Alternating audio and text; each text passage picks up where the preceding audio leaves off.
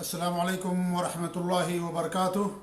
الحمدللہ رب العالمین الرحمن الرحیم مالک یوم الدین واشہد ان لا الہ الا اللہ وحدہ لا شریک لہ واشہد ان محمدا عبدہ ورسولہ بلغ الرسالہ وادى الامانہ ونصح الامہ وترکها علی المحجۃ البیضاء لیلها کنہارها لا یزیغ عنها الا اذا كان من الہالکین صلوات اللہ وسلامہ علیہ وعلی آلہ وعلی اصحابہ ومن اہتدى بہدیہ واستنى بسنتہ الی یوم الدین، اما بعد۔ معزز ناظرین و مشاہدین و سامعین، اللہ کے فضل و کرم سے دوبارہ آن لائن فیس بک پر دروس کا آغاز کیا جا رہا ہے، سلسلہ شروع کیا جا رہا ہے۔ تقریباً ایک ہفتے تک عید کی چھٹیوں کی مناسبت سے، مصروفیات کی مناسبت سے درس بند کر دیا گیا تھا، لیکن آج سے دوبارہ انشاءاللہ روزانہ سعودی عرب کے ٹائم کے مطابق 7 بجے کسی نہ کسی دینی موضوع پر آپ لوگوں کے سامنے کتاب و سنت کی روشنی میں درس دیا جائے گا۔ میں نے اعلان بھیجا ہے، ہر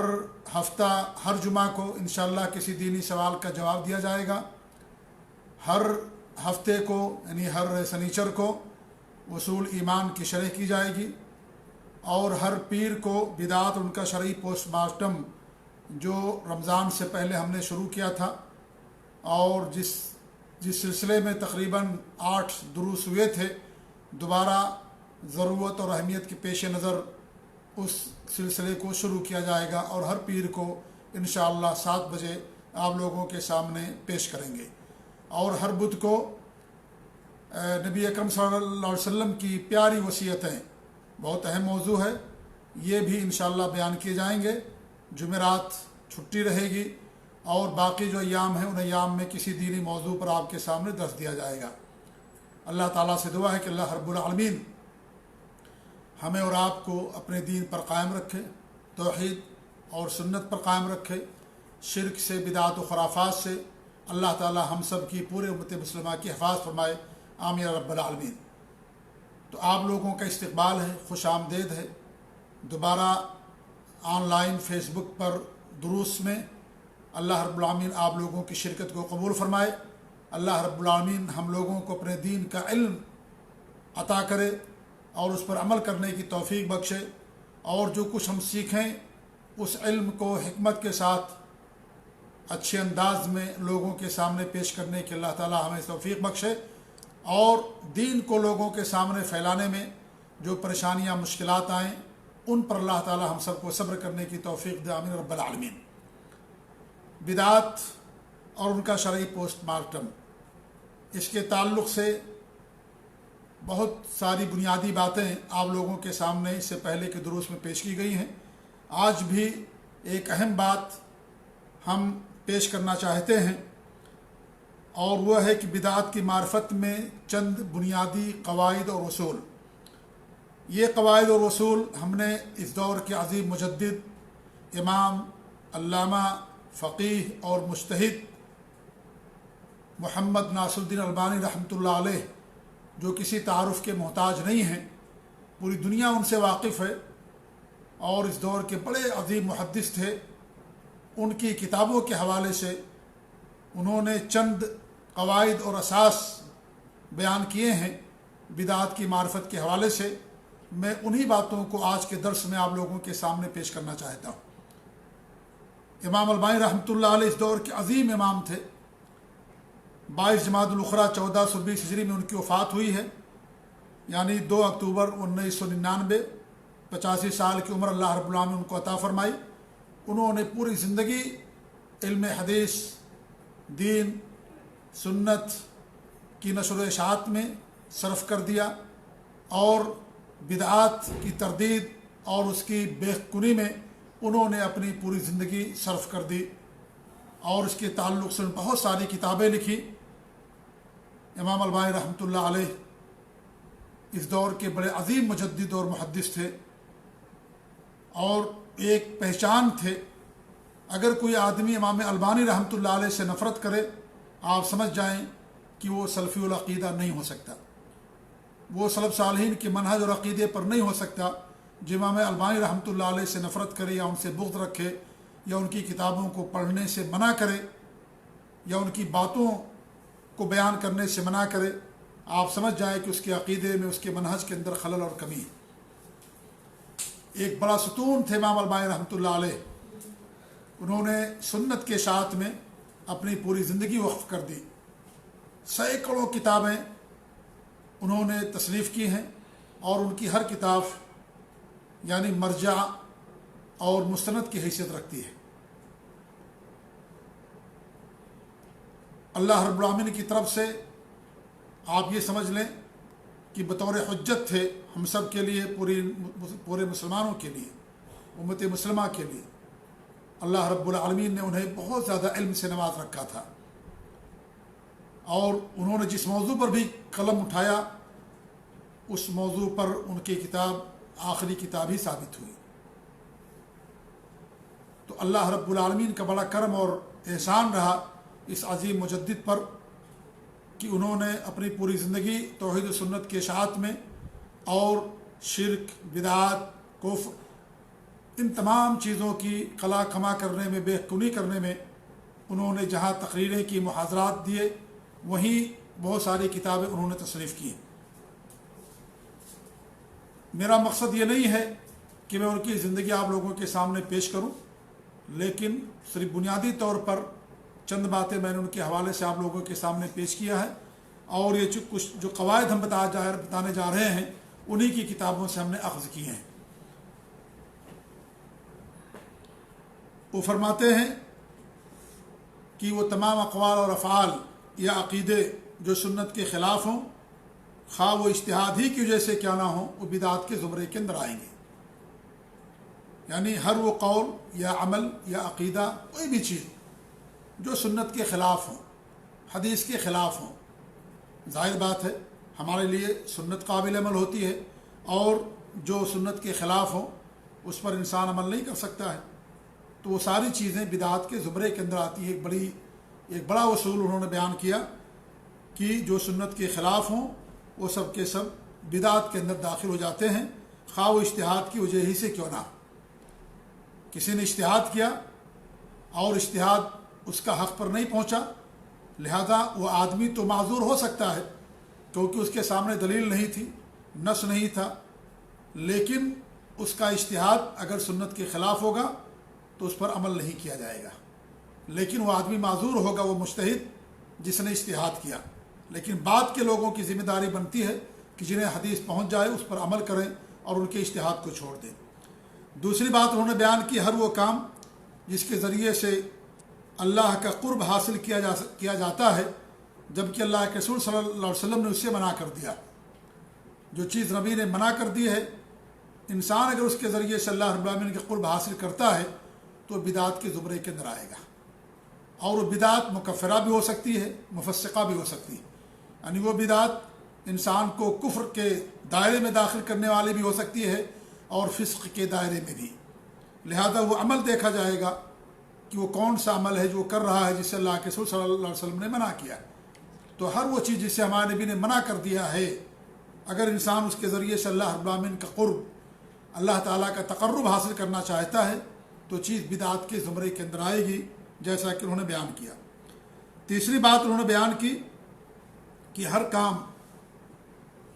کا مشروع ہونا، یعنی کوئی کام کرنا اگر آپ کے لیے مشروع ہے تو اس کی دلیل ہونی چاہیے، کتاب و سنت سے اس کی دلیل ہونی چاہیے۔ اگر اس پر کوئی دلیل نہ ہو تو چیز بدعت کہلائے گی۔ دلیل ہونا چاہیے، ثبوت ہونا چاہیے۔ اگر ثبوت نہیں ہے تو اسے بدعت کہا جائے گا۔ اور یہ بہت بڑی بات انہوں نے بیان کی ہے، اور اس سے پہلے بھی یہ بات آ چکی ہے کہ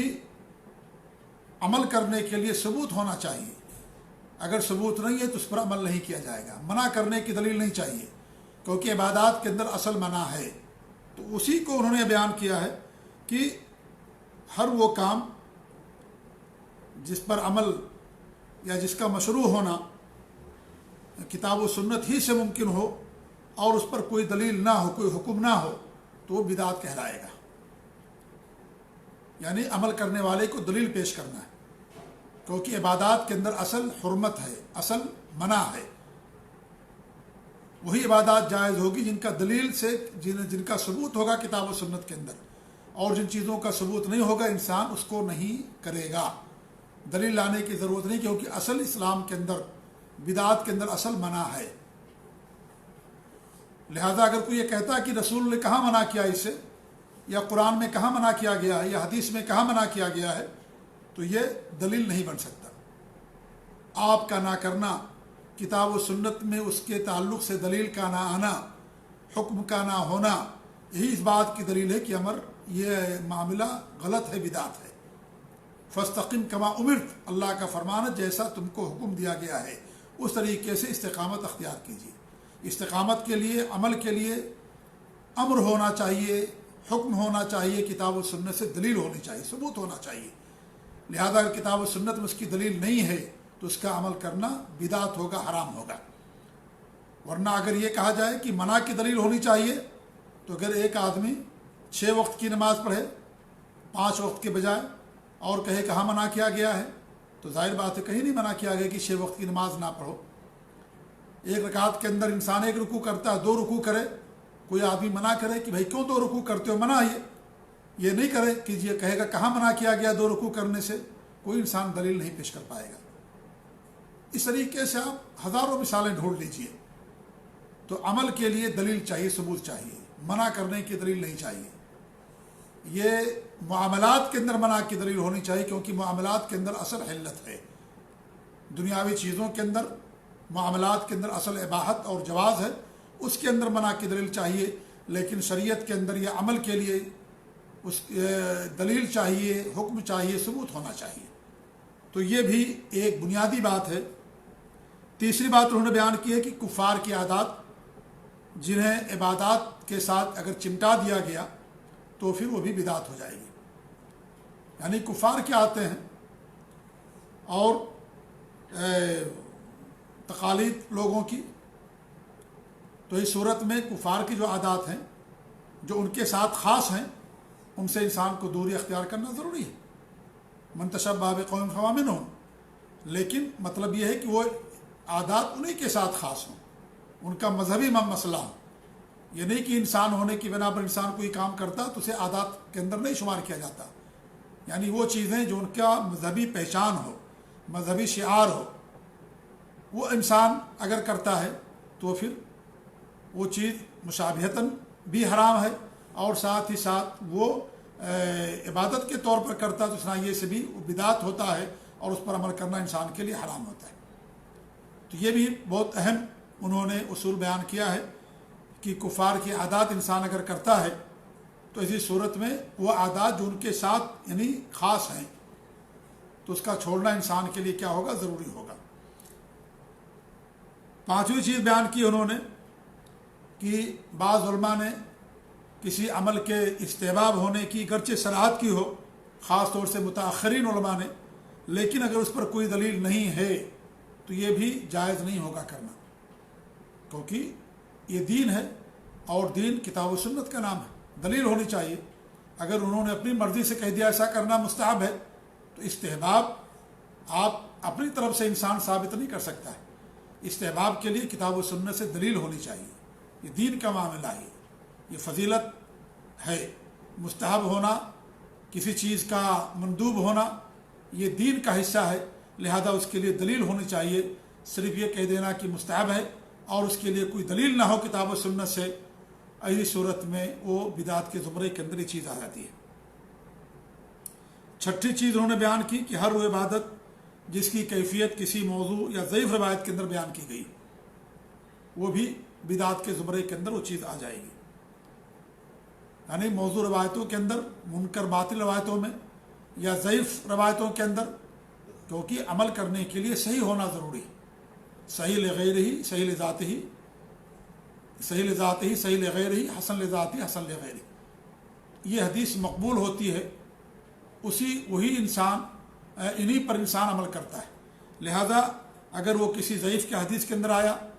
وہ حکم یا معاملہ یا کوئی بھی چیز یا موضوع روایت کے اندر، تو ظاہر بات اس کے اوپر عمل نہیں کیا جائے گا۔